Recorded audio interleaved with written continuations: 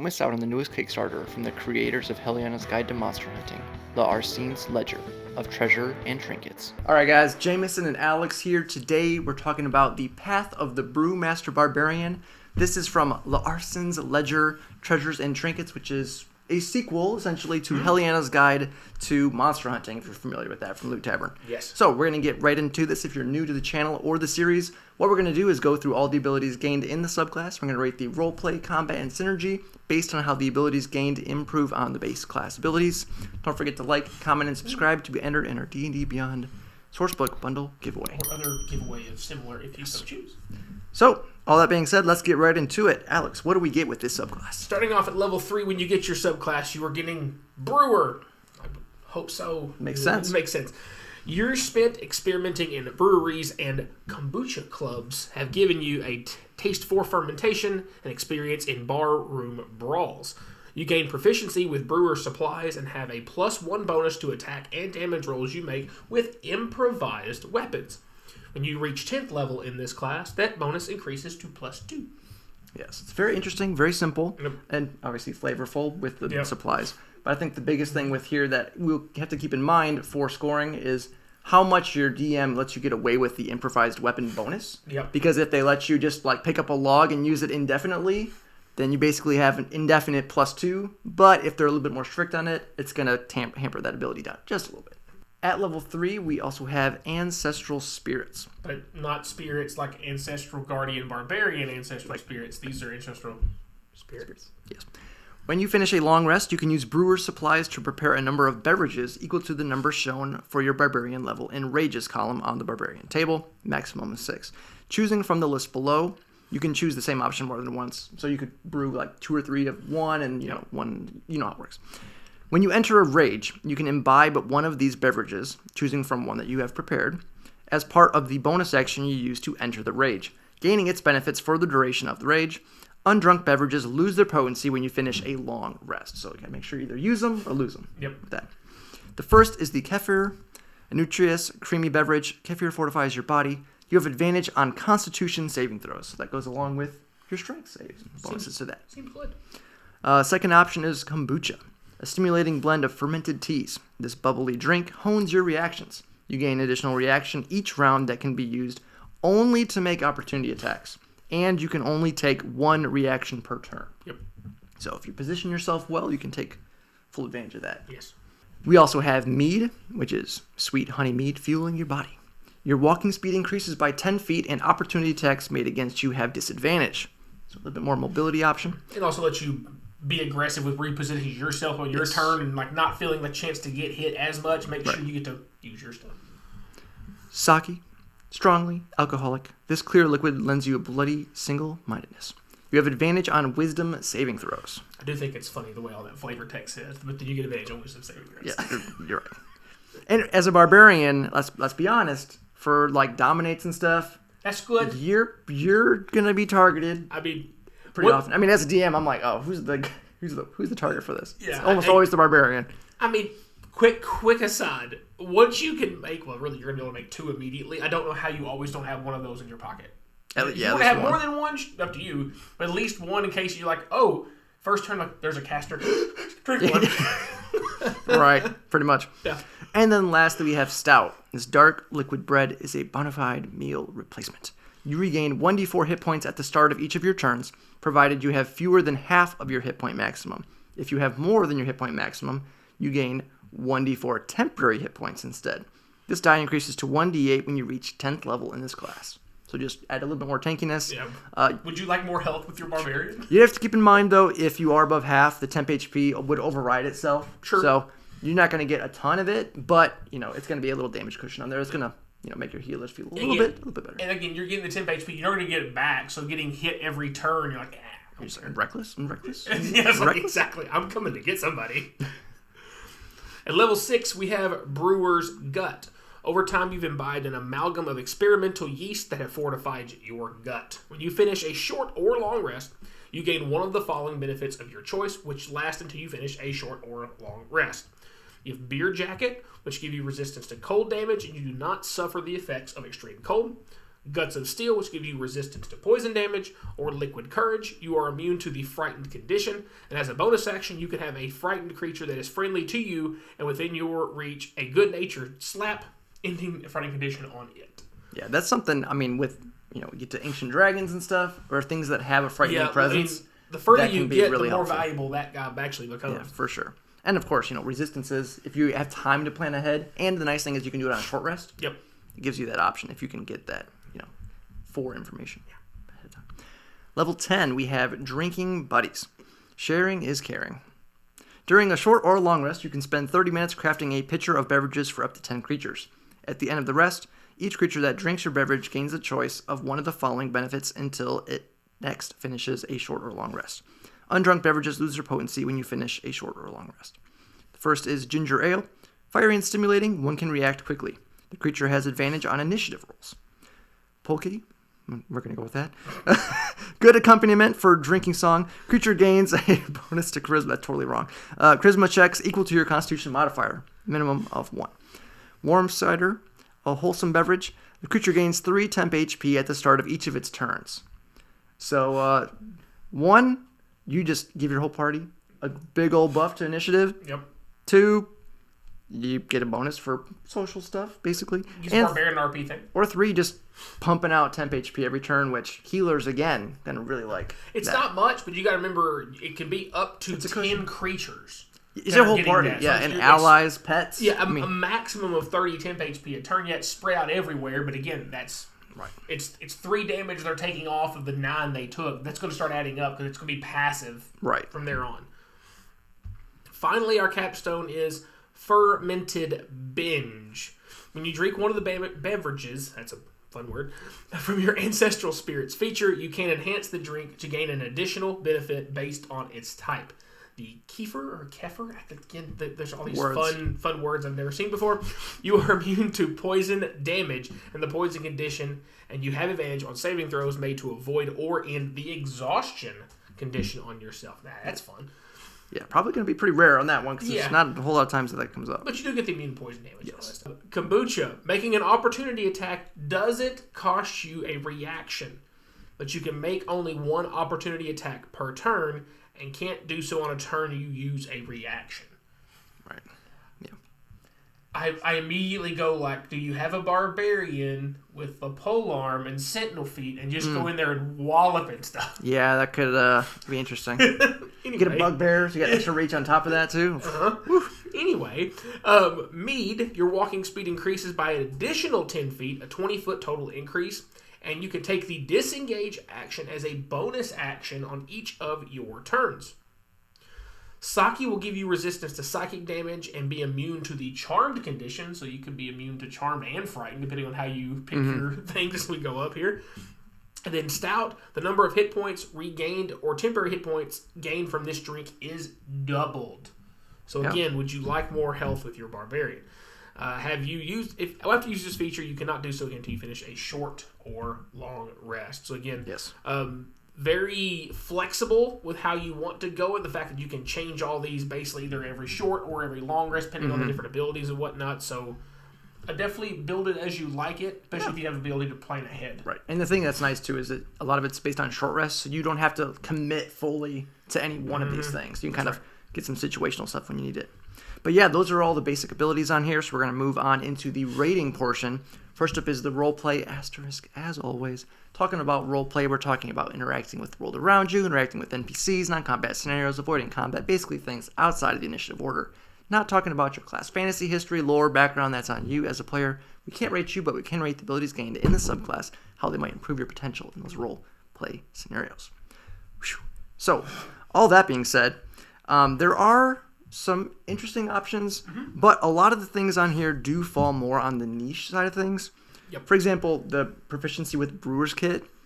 How often is that really going to come up? Probably not all that much. It's more of a flavor thing than anything. Yep. But, occasionally maybe it does show up. The con/wisdom save stuff that you can get, or even the movement, could come into play in RP.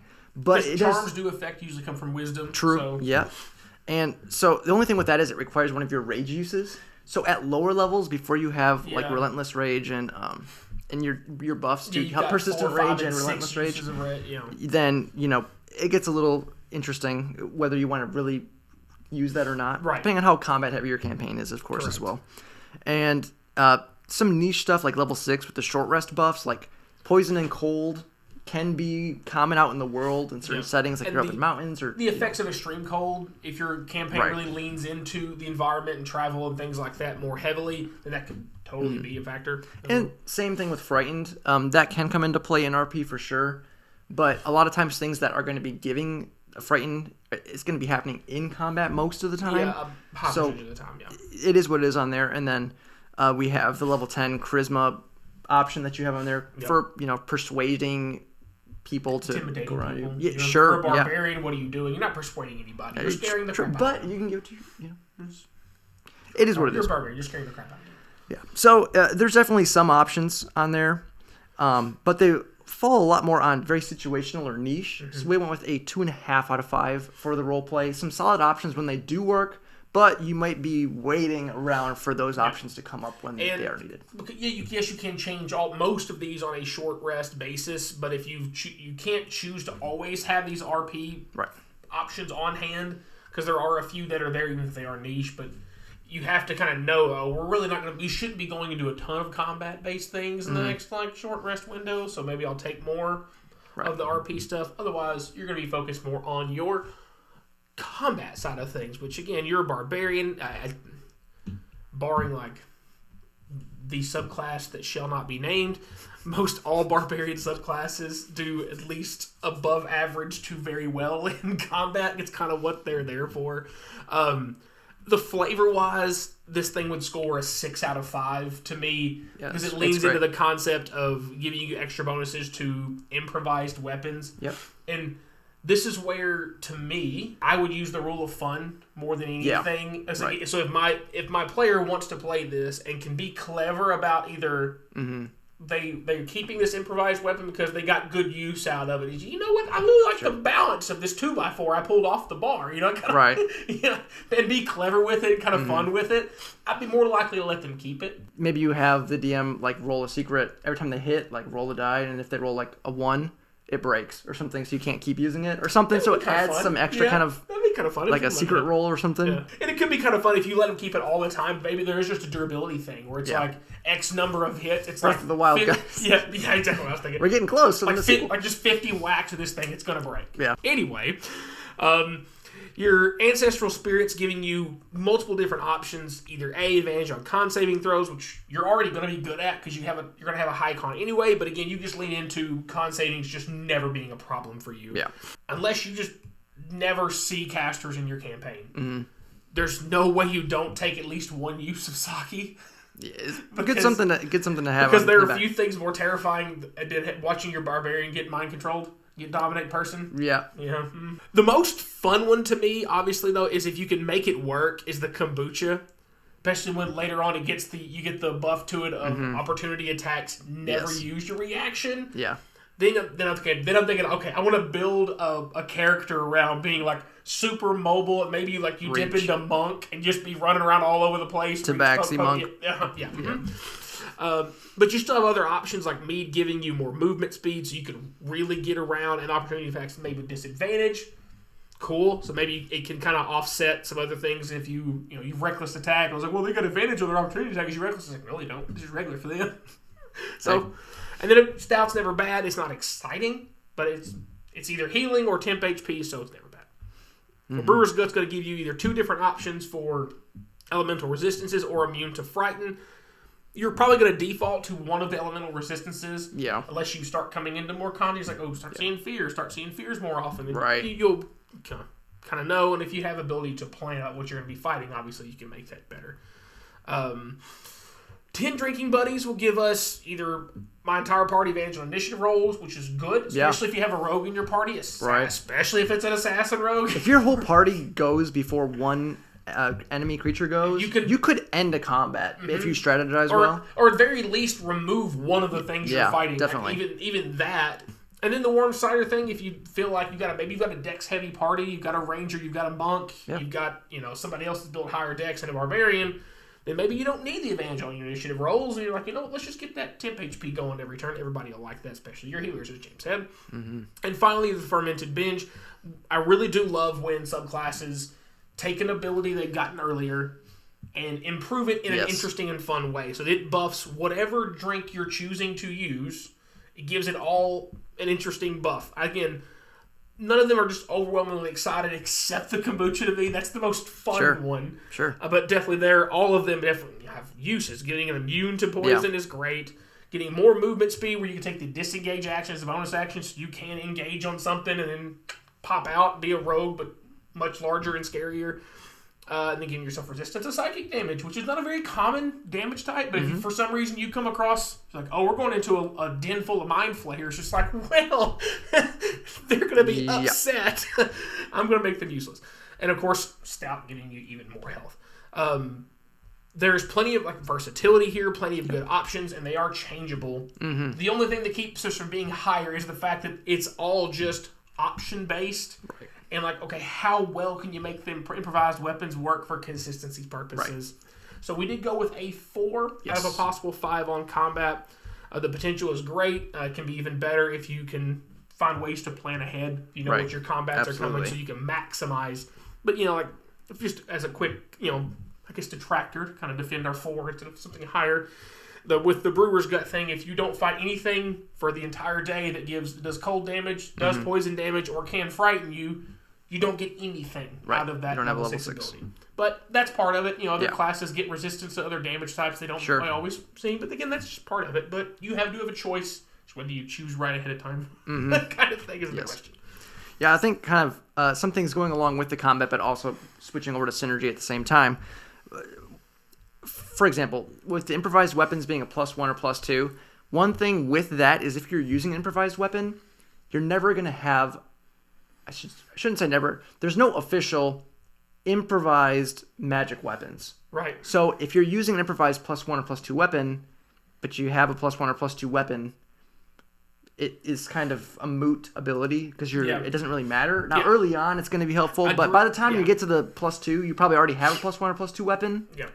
Most times. So it is good when it is working. It's going to hit its plateau pretty early. Yeah. It's going to feel great early, but if you're in a low magic campaign where there's not a lot of magic items, then if you can find a way to make that work, that's going to be great. But if you're having lots of magic items drop here and there, then that first ability is probably going to become pretty useless. Right.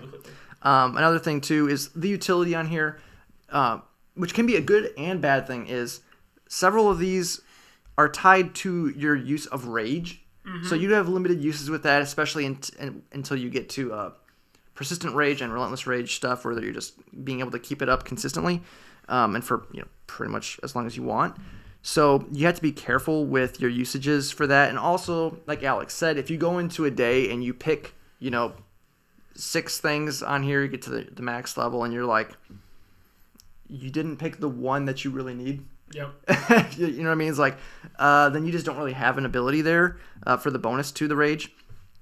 And, comparatively to some other classes, just, for example, there's lots of classes where you get a bonus with your rage. This just lets you pick what the bonus is with your rage, which is nice, and you can switch it, which is another great thing to not have to be locked in to an ability that you choose, especially if it's an early level thing.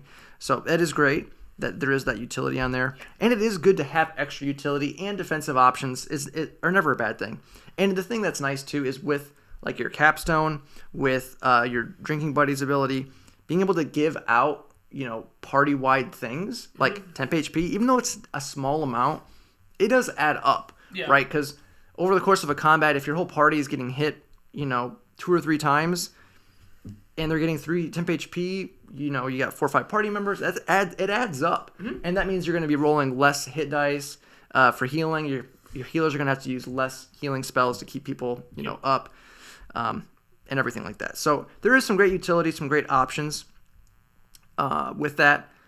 But with some of it being tied to rage, and if you don't pick the right things at the right time, or, with things, the magic item stuff, we went with a 4 out of 5. It's still very solid when it does work. It has probably great lower level stuff. And then the thing that's nice is you do have some scaling, and you have options to change. Yep. It's just sometimes you need time to, figure out.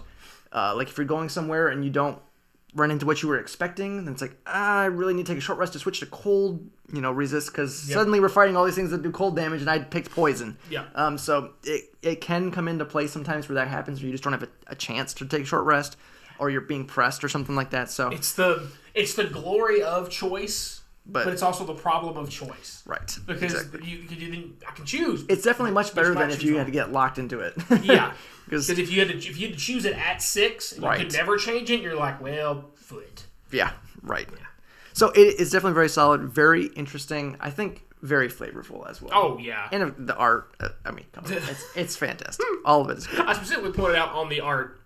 I love the fact that the ponytail goes up and hugs around the keg, carrying on the back. And again, I don't know that that's what they are, but it looks almost like they're like brass knuckles made from mugs that she's using in her hand. Yeah. That's great. Yeah. So much. Yep. Awesome stuff from Loot Tavern, guys. Make sure you check out their Kickstarter. It's only got a little bit of time left, so make sure you check that out, back it, follow them for all their future stuff. They're always coming out with great stuff. So, that's it for today, guys. If you enjoyed the video, don't forget to like, subscribe, hit the bell notifications, when all of our new videos are coming out. And as always, thanks for watching. Don't miss out on the newest Kickstarter from the creators of Helliana's Guide to Monster Hunting, the Arsene's Ledger of Treasure and Trinkets.